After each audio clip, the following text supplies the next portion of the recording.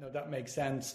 Talk to me about that point about the quiet ones, because I think there's something so valuable in there. And sometimes there's research showing the value of introverts in an organization, and that may not be the reason they're quiet, but that blend of introversion, extroversion, be it in meetings, be it like input into decision making.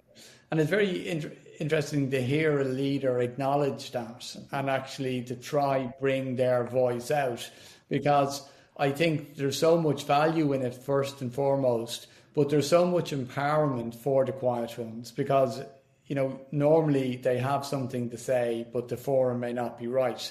Could you tell us a little bit more about that, why you do it and the effect that you've seen from doing it? Chairing a meeting is a skill, Shay, right? It's something which, when done properly, is so manifestly better than when done badly. And I have had the privilege of working with, or reporting to actually, in terms of chairman, of colleagues who were just unbelievable at chairing meetings. I'll give you a very simple example, and maybe your listeners will think about this. The best chair of a meeting that I ever came across never ever sat at the head of the table. The chair went to the middle of the table on one side or the other. And when I asked him why he did that, he said, well, if you think about it, it's just so easy to embrace more people if you're sat in the middle, because you can look different ways, different sides.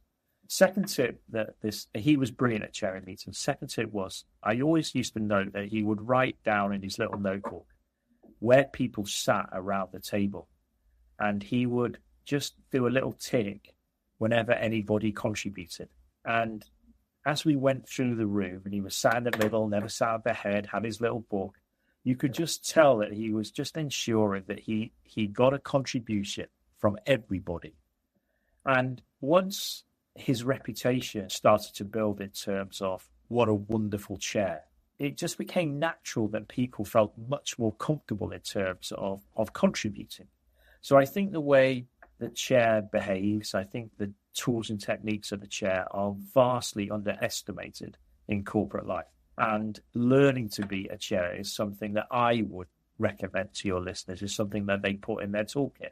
Because if you do that, the quiet ones think that they are in an environment where it is safe to contribute. They understand that actually it's okay to contribute. They are not going to be talked over, because the chair is using those skills to bring the best out of people.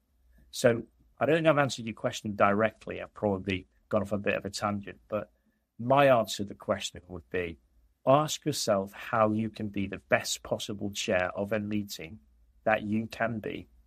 And that way then you will create a cultural impact that you will underestimate.